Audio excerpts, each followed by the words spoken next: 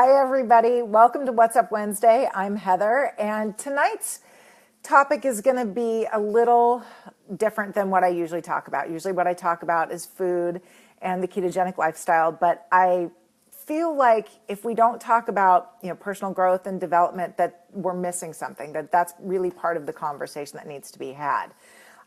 Yesterday I posted about the dark, and what I mean by the dark is the dark side in me, in all of us. Some people call it shadows, some people call it maybe sometimes depression. And I recently had my own little struggle with the dark, and it kind of manifested over the summer, and I had forgotten what a big part of my life that played for a very long time. And I felt like this was the perfect time to talk about it because I've just recently come out of the dark, and it really kind of embraced that whole experience, which was pretty amazing. So I want to talk about what kind of led me to it and what it reminded me of. So I had a pretty bad kidney infection in June, and on the heels of that was diagnosed with mono. So I had back-to-back really difficult months, and anybody that's had any kind of illness knows that can really cause some depression and take a toll on mental health, and it did for me, for sure. There was a point when I was sitting on the toilet of all places with my head in my hands and feeling like I was drowning. Tears streaming down my face. I was sobbing. I felt like my insides were going to explode. I felt like I had the weight of the world on my shoulders and on my chest and was having like actual hard time breathing. And this was before I knew I had mono. So I know that the illness definitely had something to do with it. We were facing some financial difficulties. We were having, I've got a house full of people. There's always somebody that feels like they need something from me, and I'm in the process of growing my business. And being a coach to others, especially ketogenic lifestyle, where it really is so much more than just, hey, do this, this, and this. There's a lot of strategies that go along with the eating that really make this a lifestyle. So I had all of this going on and felt like I couldn't do any of it. I really felt like it was just too much to even get out of bed. And it dawned on me while I was sitting there sobbing that I was sick. And like this voice came in my head and said, "You're sick." And I'm like, okay, I get that I'm sick. And once I handled that, I still had all of these other things. Once I had the diagnosis and the doctor's like, "Yeah, you're sick." I'm like, okay, well, that at least explains some of it. But I still had the weight of the world. Sorry about that. We're internet gods are not being kind tonight. They haven't been my friends all day.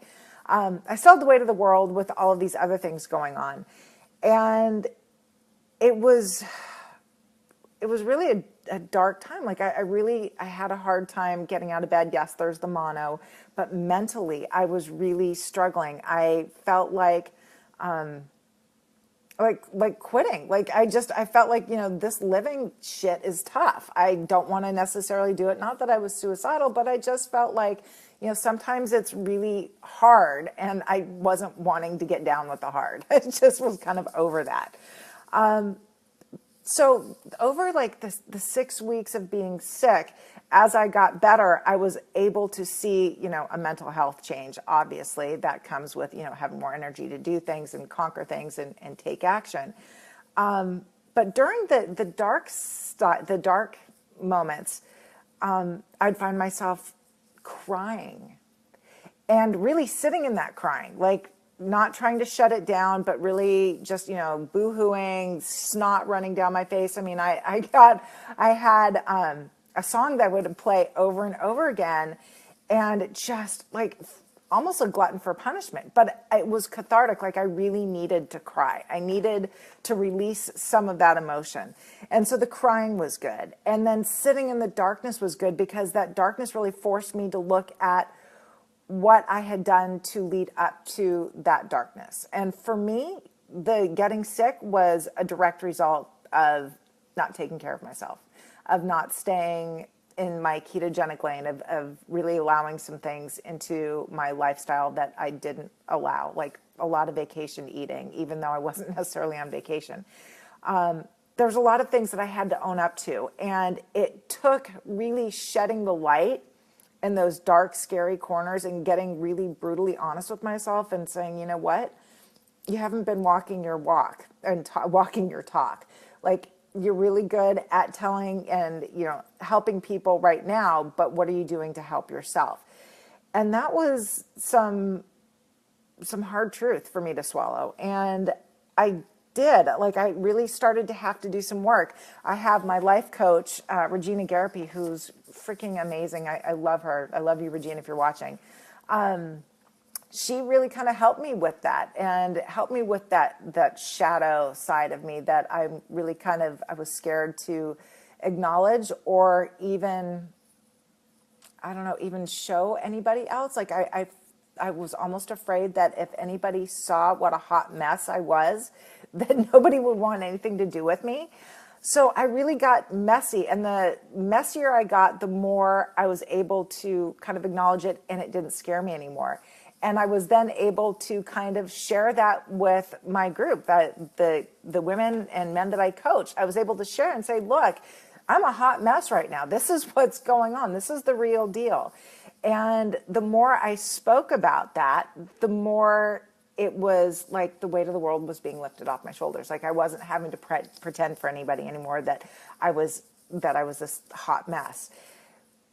The hot mess ended. Obviously, that was a great thing. But I think that what was so scary for me was that up until 2.5 years ago, until I made this transition to the ketogenic world, I really dealt with depression on and off throughout my life. And depression, don't want to say depression so much as dark side. Like, I've always been kind of this perfectionist where I want to put this face out of, this is who I am, when inside I'm falling apart. And so it's been hard for me over the years to be real, or it was at least when I was younger. And so having these shadows that you're trying to hide from people, hi Taryn, how are you? Having these shadows that you're trying to always hide from people became very tricky. And I would find myself depressed because I never felt like I was being authentic. And that was really tough. So 2.5 years ago, when I transitioned into the ketogenic world, a lot changed for me. It wasn't just the food. It was, being at peace with myself. And being at peace with myself, you're watching at a red light. Okay, well, that scares me. You shouldn't be watching and driving. My daughter is watching and driving. That's great. My biggest fan. So back to, the being able to be authentic and to be able to share that with other people and say, you know what, this is who I am. Love me or not, I'm all good with that. But it took really getting in there and getting down and dirty, and 2.5 years ago with that transition into the lifestyle, there was a lot of work that I had to do on myself. Hi Stephanie. I had to kind of confront some of the inner demons in my head of, all the things that I should do or felt like I should do.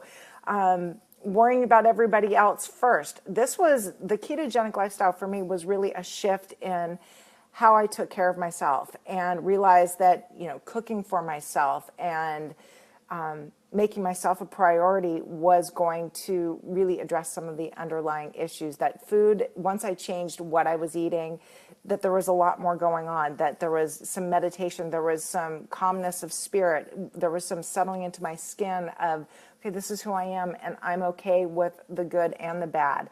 And the more that I was okay with it, the better I felt, and the further away the dark got for me. So after 2.5 years of really being in the light of the lightness of being, this summer hit me pretty hard. I had forgotten how dark that dark can get.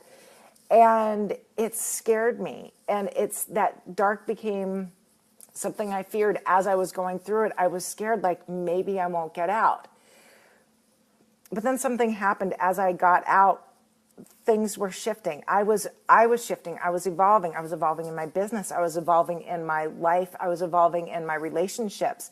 And it took me getting quiet and having downtime and darkness to sit in to really start evolving and making those changes. Like, to me, the darkness is the cocoon. That's the caterpillar going into the cocoon.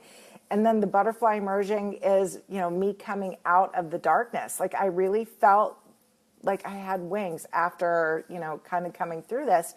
And each time I go through it, it never fails. Something is getting ready to reveal itself. Something big is about to happen. And I just need to remember that. Like, this last time, it had been, 2.5 years, like I said, since I'd really gone through something like this. And so I forgot that, oh yeah, every time I get ready, like 2.5 years ago, when I came into the ketogenic lifestyle, I came because things were shitty. My life sucked. I was not happy. My life didn't suck. Okay, so I had a great life. I just felt like I sucked and was really just not happy. Couldn't take living that in the misery of being uncomfortable in my body, uncomfortable in my skin, feeling sick all the time, feeling run down and tired, not like I had enough energy to handle anything that I had on my plate. It took hitting that darkness and sitting in that long enough to make it uncomfortable enough for me to then propel myself into this next beautiful chapter of my life, which is ketogenics. So I, looking back over, almost 47 years of my life now, I see a pattern. I see that every time I've hit some really dark, rough patches and, gone into my shell and withdrawn from the world and taken a hiatus from the things that I normally do, and done it under the cloak of depression, magical stuff happens afterwards. If I allow it to, if I allow myself to kind of breathe through the pain and get into the other side, stuff really happens for me. And I know I'm not unique. I know, talking to Regina and talking to other people, we seem to have, a lot of us seem to have very similar experiences where, the depression or the dark side will come, envelop us, and then something shifts where we then get propelled into the next phase of greatness, whatever that is for any of us.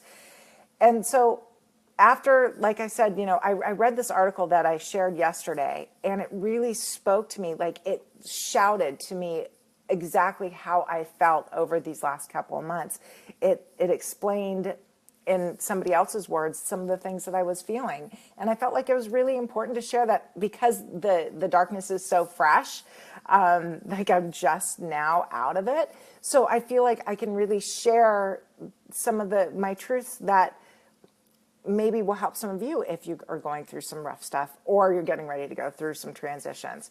The biggest thing, I think, is this last time I didn't really have a timeline of when it was going to get better, because I was sick. I allowed for stuff to kind of happen as they were supposed to happen. I didn't have any timeline, but I, sitting in the, like I said, crying and really just kind of sitting and paying attention to the emotions that were coming up, and not trying to stifle them or stuff them with food or Facebook or anything else, any kind of distraction. I allowed myself to really feel it.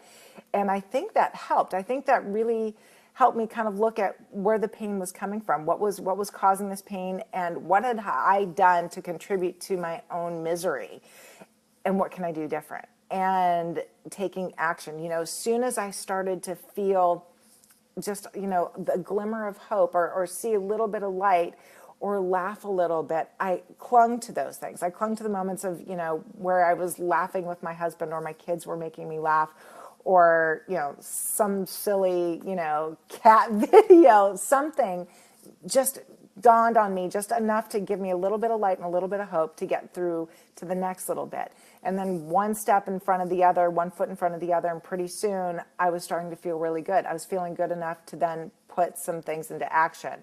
The things that I had confronted during those dark moments, like, hey, maybe you're not eating what you should be, and maybe you're getting away from a lot of things that you did to be successful and to feel good. It's time to get back to doing them. My business, the things that I was really kind of retreating from, I needed to fully immerse myself in and get back to the things that really made me feel good, which Writing. I love writing. I love what I do. I love connecting with people. I love coaching my clients. I love that. I love seeing the transformations that they go through. I love that stuff. And instead of backing away from it, I'm now fully into it again. And the more I do it, the more it feeds my soul, which is amazing. And I can feel it again, kind of like what happened 2.5 years ago. The light is feeding the light. The shadows are still there. My dark is still there. I'm not afraid of it though, because I'm posting this now, so in hopes that the future self, hey Heather, if you're feeling the shadows in the dark, watch this. I'm hoping that, I'll remember that I'm not going to get this amnesia and, retreat and get scared and look away from my dark stuff. I want to get down and dirty with it, and I want to figure out what it is that's causing that unmanageable, uncomfortable feeling in my life that's making me feel like this is hard. What is it, and what have I done to cause some of that, and what can I do to make it better, and then start taking action for it. So if you're struggling, or you've struggled and you've dealt with some of the shadow stuff, I'd love to hear from it. I'd love for you to post on this feed, on this thread. I'd love for you to reach out to me. I know that, again, that this isn't the ketogenics, typical food-based post. This is more about the other stuff, the real life stuff, the stuff that I've just gone through, and I'm hoping that by me sharing my experience, that's maybe helping some of you too. So next Wednesday, it'll be a whole new topic, lighter, something funny, I don't know, something great. Hi, Robert. Give that baby a kiss for me. Until next Wednesday, see you all. Take care. Mwah.